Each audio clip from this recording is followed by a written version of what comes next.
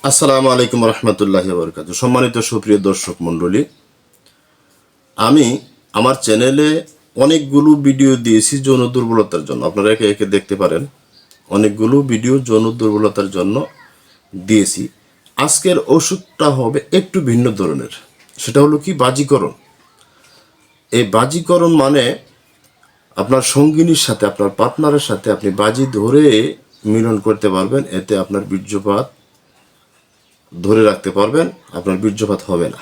এটা একটা বাজিকরণ ঔষধ, একেবারেই টোটকা ঔষধ। একে একে আমি কয়েকটা প্রসেস বলবো, আপনারা যেটা মনে চায় এটা করতে পারবেন। যে ধরনের ঔষধ আপনাদের মনে চায় আপনারা ওইভাবে তৈরি করে ওইভাবে খাবেন। ইনশাল্লাহ ইনশাল্লাহ দেখবেন আপনাদের আগের তুলনায় অনেক শক্তি সঞ্চয় হয়েছে। আর যাহারা সুস্থ আছেন তাহারাও যদি এই ওষুধটা খান তাহলে আপনারা বাজিমাত করতে পারবেন, বাজি ধরতে পারবেন। যারা পুরোপুরিভাবে সুস্থ আছেন তারপরেও যদি আপনারা এই ওষুধ খান, আপনার সঙ্গিনীর সাথে, আপনার পার্টনারের সাথে আপনি বাজি ধরতে পারবেন যে আমি আজকে তোমার সাথে এতটুকু সময় হ্যাঁ এরকমভাবে তোমার সাথে আমি ওই মেলামেশা করবো, এরকমভাবে বাজি ধরে তার সাথে আপনি জিততে পারবেন ইনশাল্লাহ। এই জন্য ঘিয়ে ভাজা মাসকালাই, ঘিয়ে ভেজে নেবেন। আর ঘিটা হতে হবে অবশ্যই নিজস্ব তৈরি অরিজিনাল ঘি হতে হবে। বাজার থেকে যে সমস্ত ঘি কিনেন এই ঘিগুলো হয় না।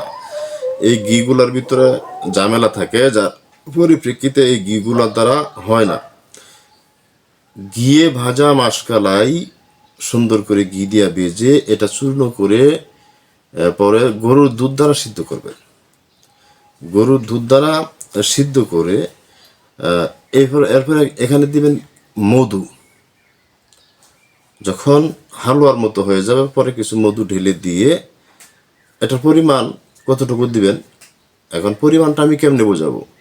যেমন ধরেন আপনি 100 গ্রাম মাসকালাই দিয়ে করলেন, তাহলে যেরকম মধু লাগবে, যেমন 100 গ্রাম মধু দিলেন। আবার যদি আপনি এটা 1 কেজি মাসকালাই দেন তাহলে তো আর 100 গ্রাম মধু হবে না। পরিমাণটা আপনি নিজে নিজে তৈরি করে নেবেন। এটার পরিমাণ ওইরকম দেওয়া নাই, বা আমি এরকম পাই নাই বিদায় আমি আপনাকে এরকম পরিমাণ ইচ্ছা করে দিতে পারতেছি না।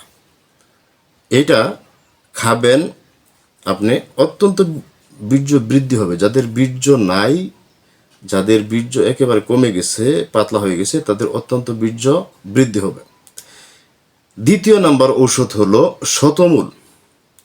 শতমূল এটা আপনি বাজার থেকে কিনে আনতে পারবেন। শতমূলটা অরিজিনাল পাওয়া যায়। যাদের দেখবেন একেবারে মূল সহ শতমূল বেচতেছে, এটা কিনে এনে কুচি কুচি করে কেটে এটা রোদ্রে শুকিয়ে চূর্ণ করে নেবেন। তারপরে এটা আপনার দুধ দ্বারা একটা হালুয়া তৈরি করবেন। দুধ দ্বারা শুধু এই দুইটা জিনিসই, দুধ দ্বারা একটা হালুয়া তৈরি করবেন। এখানে আপনার মিষ্টির জন্য দিবেন চিনি বা একটু ওই মধু। যতটুকু পরিমাণ দিলে আপনার মিষ্টি হবে অতটুকু পরিমাণ দিবেন, দিয়া এটা সেবন করবেন।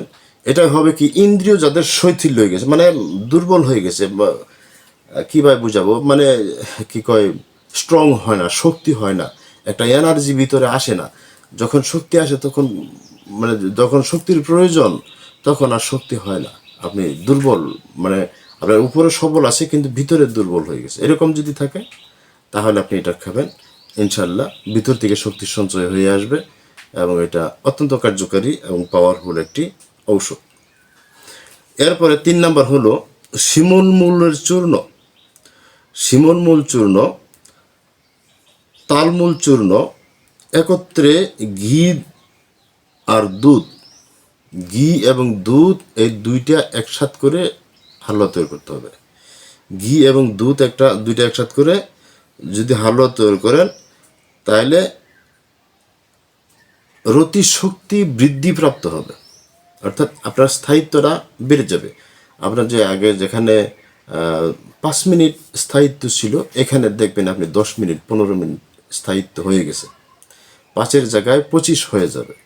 যেখানে 5 মিনিট আসছিল, আপনি দীর্ঘদিন যদি ওষুধ খান, এই ওষুধটা যদি আপনি দীর্ঘদিন খেতে পারেন তাহলে 5 মিনিটের জায়গায় দেখবেন আপনি স্থায়িত্বটা 25 মিনিট হয়ে গেছে।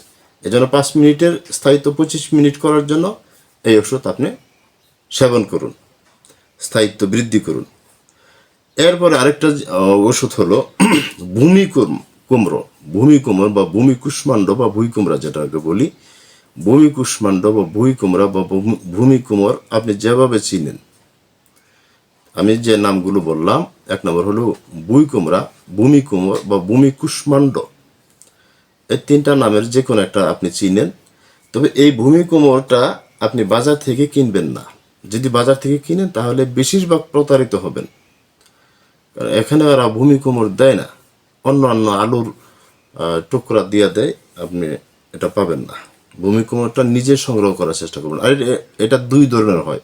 আমার ইতিপূর্বেও হয়তো গত বছর সম্ভবত একটা ভিডিও দিয়েছিলাম এই ভূমিকুমড়ের ছবি দেখাইয়া, আপনারা ইচ্ছা করলে সেই ভিডিওটা খুঁজে দেখতে পারেন। ওটা যদি পান তাহলে এটা চিনে নিতে পারেন। আর যদি আমি পরবর্তী সময়ে পাই শর্ট ভিডিওতে, যে কোনো শর্ট ভিডিওতে ইনশাল্লাহ দেওয়ার চেষ্টা করবো। এই ভূমিকুমড় চূর্ণ করে দুধ, ঘি এবং এটার সাথে আরেকটা জিনিস মিশাইতে হবে, ডুমুরের রস। জগডুমুর যেটা আছে, আমরা বলি গ্রাম ভাষায় জগডুমুর বা ডুমুর, এই ডুমুরের রস আপনার একত্র করতে হবে। একত্র করে যদি খান তাহলে একজন বৃদ্ধ ব্যক্তি যুবকের মতো হবেন। একজন বৃদ্ধ ব্যক্তি যারা আছেন, বুড়া হয়ে গেছেন, এখন আর আপনার ওইদিকে কোনো মন মানসিকতা নাই বা ওইরকম আপনার মন মানসিকতা চাচ্ছে না বা চায় না, এরকম ব্যক্তিও যদি হয়ে থাকেন তাহলে ইনশাল্লাহ যুবকের মতো শক্তি সঞ্চয় হবে, যুবকের মতো শক্তি পাবেন। এটা ভূমিকুমড়, এই ওষুধটা আমি আবার বলে দিচ্ছি যেহেতু ওষুধটা অত্যন্ত পাওয়ারফুল একটি ওষুধ। ভূমিকুমড়, দুধ, ঘি, এটা একসাথ করে, ভূমিকুমড় চূর্ণ, দুধ এবং ঘি একসাথ করে জগডুম্বুরের রস দিতে হবে। জগডুম্বুরের রস দিয়ে এটা পাকাইয়া পরে সুন্দর করে এটা যদি আপনি খেতে পারেন, একেবারেই ধরেন হাতের নাগালের ঔষধ, তাহলে এটা যদি আপনি নিয়মিত বেশ কিছুদিন খান, বৃদ্ধ ব্যক্তি যারা আছেন তারাও যুবকের মতো শক্তি সঞ্চয় করতে পারবেন বা শক্তি হয়ে যাবে। আরও আছে, যেমন ভিডিওটা লং হয়ে যাচ্ছে কিনা আপনারা যদি বলেন তাহলে হয়তো আমি দিতে পারি। তো আপাতত 1 2 3 4টা দিছি, 4টাই থাকুক। আর আরেকটা জিনিস বলে দিই, আপনারা এটাও খেতে পারেন, তবে এটা বাজার থেকে আপনারা আনা কঠিন হবে। ছাগলের অন্ডকোষ, দেখবেন পাঠা ছাগল আছে, মর্দা ছাগল, এই ছাগলের অন্ডকোষ, যদিও এটা খাওয়া হারাম, এটা না খাওয়াই ভালো, এটা খাবেন না, এটা মুসলমানদের জন্য এটা খাওয়া হারাম। যে সমস্ত হালাল প্রাণীর ভিতরে 5টা উপাদান থাকে যেগুলো খাওয়া হারাম, তার মধ্যে একটা হলো এই ছাগলের অন্ডকোষ। পরে এটা কি করতে হবে, না এটা খাওয়া হারাম, এটা বললামই না। এটা ভালো থাকেন সকলেই, সুস্থ থাকেন, সুন্দর থাকেন, আল্লাহ হাফিজ।